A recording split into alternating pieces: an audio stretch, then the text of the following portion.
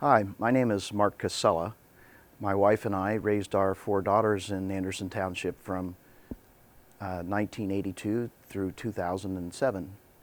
And during that period of time, this is a story about my professional career, my journey, my family journey as well.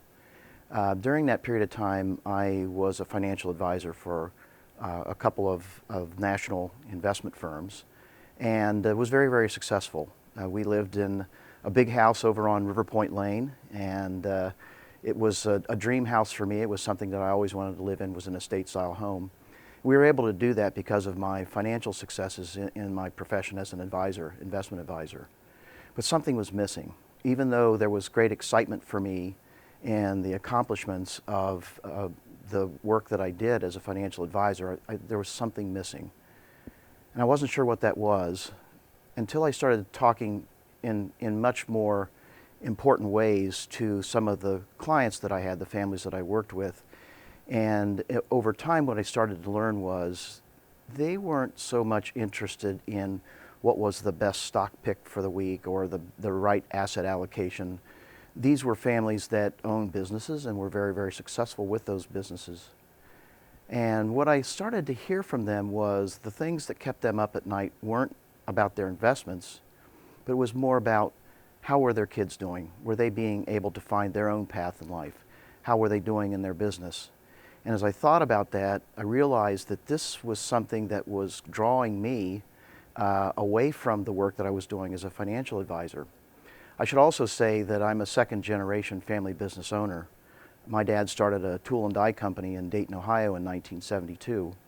That business today is about a $60 million business. And when he started the business, he did it so that it was a job for himself and a job for his kids, myself, my brother Mike, and my sister Lynn, if we wanted to come to work there. I did not want to go to work in the metal manufacturing business, and so I set off to find fame and fortune on my own. But in talking with guys like my dad, I realized that they were thinking about things other than their stock portfolios. So in 2002, I decided that it was time for a life change. And at 46 years old, I entered into Notre Dame's MBA program. For the next 2 years, I did something that I always wanted to do, was to go back to school, and I went to a school that I felt very strongly about in Notre Dame. And when I came out of school in 2004, I decided that it was time for a life change. So I gave up everything. I gave up my job. We sold our big house. The girls were all off on their own at that point. We downsized in terms of our home, and I started my firm, Copper Tree, in 2005. Something else happened in 2005 that had a big impact on me. My mom and dad were celebrating their 50th wedding anniversary that year, and they decided to take the entire family, my brother, sister, our spouses, and our kids, to Italy, which is where my father's mom and dad were born and raised. And part of that trip was to go to the small village where my grandfather was born, down on the very bottom of Italy in Calabria, a little town called Strongoli, and set up on a mountain and overlooked the Ionian Sea. It was a beautiful setting. And we came around the corner, and there it was, my grandfather's house. It was a very old house. We were told that it was built in the 14 or 1500s, and it had this blue door, this magnificent blue door. And I walked over and I touched the house, and while I was touching the house, one of my daughters, Sarah, who is a photographer as a hobby, snapped that picture. And that picture sits now on my credenza in my office. It's a picture of me touching the house that my grandfather was born in. Well, after we walked around the little village for a while, we got back onto our tour bus, and I asked my dad, I said, can you tell the kids, the grandkids, why you think your dad left this beautiful setting to come all the way to the United States in the early 1900s? After a few minutes, my dad finally decided that he'd share the story, and he said, Great-Grandpa Vito Casella left this village because of the poverty that was here. Southern Italy was very, very poor back then, and roughly a third of the Italian population actually immigrated to the United States in the late 1800s to early 1900s. And Dad said that he gave up everything so that he could try to provide a better life than what he would be able to do for his family if he would have stayed in Strongoli. Later that summer, our youngest daughter, Gracie, wrote her college entrance essay, and she wrote it about one of the great heroes in her life. She wrote about her great-grandpa Vito Casella, someone she had never met, who gave up everything for her so that she could live a better life. And she said that the values that he exemplified in doing that, courage, faith, persistence, hard work, and the pursuit of happiness by coming to the United States, was something that she wanted to embody in her life. And she owed it to him to try to get into the best schools that she possibly could to continue that dream that my grandfather Vito had when he came to the United States in the early 1900s. What we did there was we connected 4 generations of my family. My daughter, Grace, to me, to my dad, to my grandfather. And being connected with family is something that's very, very important to us. And that's something that I wanted to pursue professionally. There was a documentary not too long ago that was that featured a small town in rural Pennsylvania called Roseto. And a doctor there in the early 60s, who was the local general practitioner, was having a drink with a friend of his who was the head of the University of Oklahoma's medical school. And he was commenting that from the early 1950s to the early 1960s, what would traditionally be considered as a high-risk age group, men ages 55 to 64, during that time, that roughly 10-year period of time, there were almost no heart attacks, none. And the medical director from the University of Oklahoma was intrigued by that and started to investigate why that might be. And what he found was this community was comprised of almost entirely Italian Americans, families who had emigrated from Italy to the United States. And as he did research on this little town where there were no heart attacks, what he learned was that there were no heart attacks because there was very little stress. And why there was very little stress was that the community was very, very close. Everyone there took care of each other. Everyone saw themselves as family. There was no, I'm going to get ahead of the Joneses. There was no, I'm worried about what's going to happen tomorrow. Everyone there enjoyed themselves and enjoyed being a part of family. So for me, in the work that I do today, being able to help families to stay together, to be united, is something that is very, very important to me. In 2005, after having left a very successful career in the investment business, I started a little firm here in Cincinnati called Copper Tree. And the work that we do is trying to help families who have a desire to stay connected and to perpetuate a legacy to work on that and do what it takes to make that happen. We work mostly with families who own businesses because that becomes a unifying factor within the family, something that they can all come together and talk about. And what we try to do is to make sure that the family is as successful as the business is. Now, there are many groups that try to help families who own businesses to make sure that the business transitions successfully from one generation to the next. The focus of my colleagues and I are making sure that the family is as equally successful in transitioning from one generation to the next. As you can appreciate perhaps in your own family, it's not easy transitioning something that is a common benefit to all members of the family. Let me share with you a couple of examples of some of the wonderful families that we worked with, and I'd like to start with my own. So in the early 70s, I was invited to work in the family business in Dayton, work for my dad.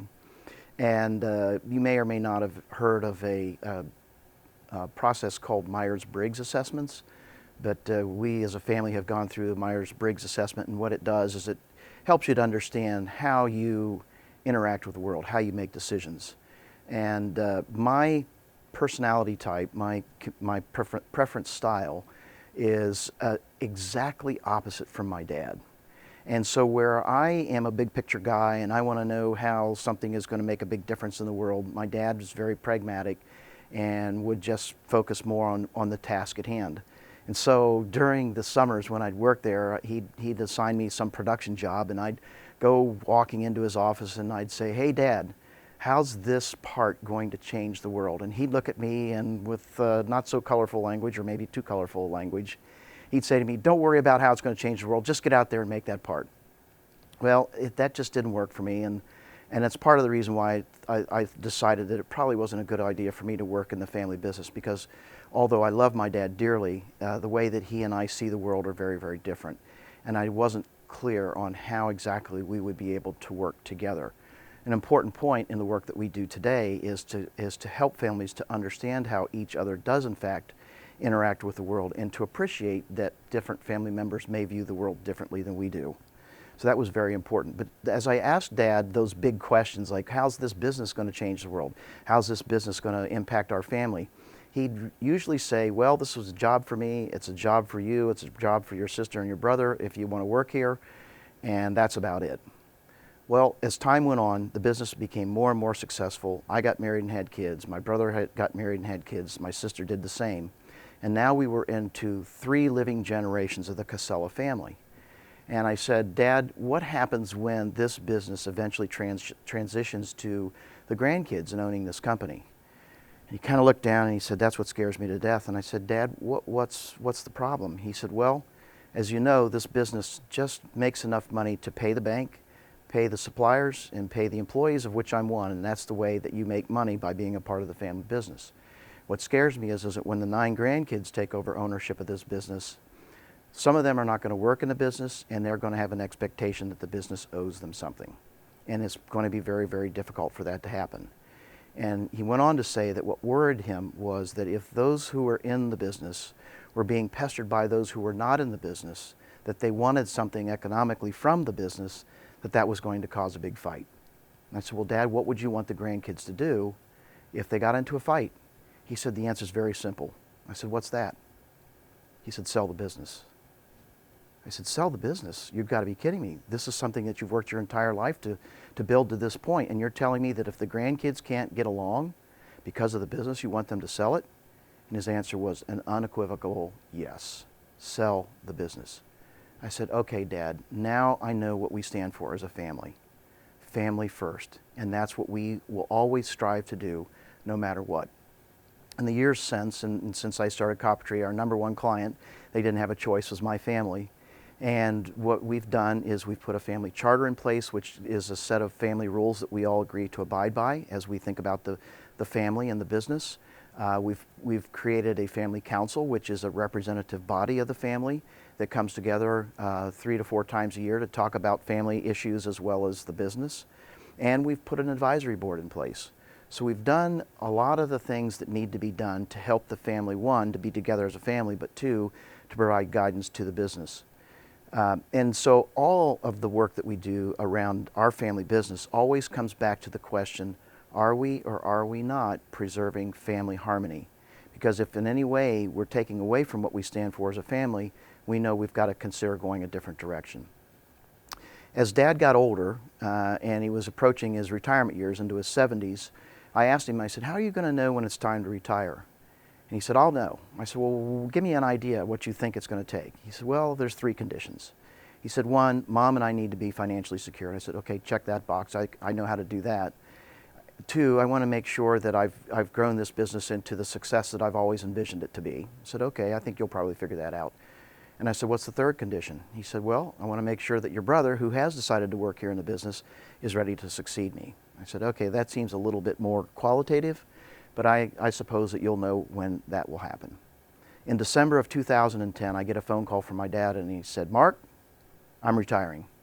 I fell out of my chair, and then when I got back up to talk to him, and I said, well, what's happened? He said, well, Mom and I are good to go. We're going to be fine and enjoying retirement. I've accomplished what I wanted to in my business, and Mike's ready to go. And so January of 2011, my brother took over this business that today is a very, very large, very successful business. And those are the conditions that we hear time and again in the other families that we work with, is as they're thinking about these transitions between one generation to the next. Are the senior generation going to be prepared for their retirement? Will they have been able to accomplish the goals that they wanted to within their business? And will the successor generation be ready to take over? There's a 4th condition, though, that Dad didn't really think about, and I didn't really appreciate until later on after he had retired. And that is for the senior generation to really truly understand, what will you retire to? Because if you don't have clarity on what life will look like for you on the other side of running a family business, for example, for many years, and it's not only being in a family business, but it's any career, any job that you have. If the bulk of your time was spent in running that business or performing whatever it was you were supposed to do in that job, and now you walk away from it, you better be clear on what you're going to do on the other side. Dad grew up in a blue-collar neighborhood and had blue-collar friends, great people. To this day, they're still his friends. Those who worked for other people, excuse me, they retired, and their goal was to play golf as many times as they could for as long as they could. And that's what Dad wanted to do. Unfortunately, Dad had a medical event happen, and it robbed him of his ability to be able to swing a golf club. And he hadn't really thought through what retirement was going to be beyond playing golf with his buddies.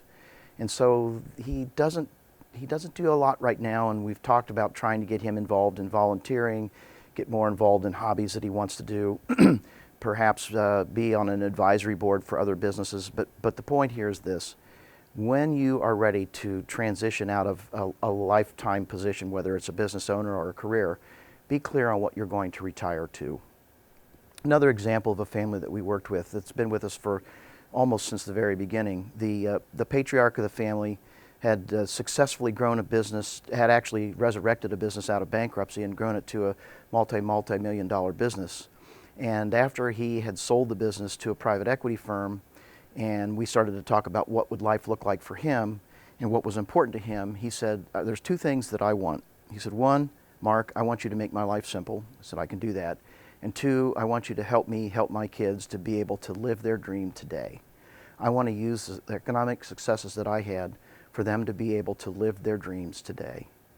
And I said, we can do that. So we had a family meeting, and the mom and the dad were there, and the two kids in their 20s at that point were there. And I asked the dad, his name's Greg, I said, Greg, tell your kids what your dream is for the family. And he's a kind of a pretty straightforward, stern, tough guy, not one that you'd see much emotion out of. And the minute that I asked the question, he had tears rolling down his face, and he said, all I want is for my kids to be happy, and I want them to live their dream today. The kids were wide-eyed. They'd never really seen their dad in this kind of an emotional state, and it really took them aback. But the cool thing is, he in fact carried through with what he wanted, and he used his money to help his kids to live their dreams then as they are doing today. So what our work really focuses on is, why are things important in your life? Tell us your story. Where have you come from, and why is that important? And then envision what success means to you. It's more than just making money. As I said at the onset, I was thrilled with the hunt, the achievement of being very successful financially. But the deeper meaning is, what do I stand for? And so understanding your story and the values that are important in your life, that's step one. Step two is defining what a well-lived life really means. How do you want to enjoy life? What goals have you set for yourself? How do you want to make a difference, especially to those that you really care about? And what of your values do you want to pass on to those that will follow after you? If you think about what I just described, the story and the vision, what we're doing is bookending a strategy for the family. And what I would offer to you is that if you can think about what you stand for and why that's important, and if you can think about what you want the future to look like, being able then to figure out how do you use the resources that are available to your family, your time, your knowledge, your experiences, your connections, your economic resources. All of those things are your capital, your family capital. It's what you can use to move your life forward, move your family's life forward, and to make a difference in your world and in our world. One last story I'll share with you about a family that we worked with in Georgia a couple years ago. We were contacted by a trusted advisor who had been working with this family and had hit a roadblock. And this is very typical of what happens with the families that we work with. It's usually one of four hurdles that they just can't seem to get around. One is they don't know how to talk to each other. Two, they're actually in some kind of family conflict. Three, they don't understand what they stand for. Or four, they really don't have a vision for what the future holds for them. In this case, the patriarch of the family was trying to micromanage the transition from himself to his son, saw the world very differently, just like I did with my dad, saw the world very differently the way that his son did. His son was kind of like me, was always at the top of the ladder, seeing all the possibilities in the world, and the dad was down at the bottom of the ladder trying to understand what each rung of that ladder needed to look like to get to where the son envisioned the future. And he just couldn't let go of this very detailed view of what had to happen next. And the son didn't understand that he needed to give his dad some details before the dad was going to be comfortable with turning the business over to the son. And I asked the dad, I said, what is it that you really want? At the end of this whole process, what do you really want? And he said, it's very simple. He said, I just want everybody in the family to be happy and together. And so we use that as this family's touchstone. The process that we go through is not easy. It's a process, and it's not always easily measurable, and it was that way with this family.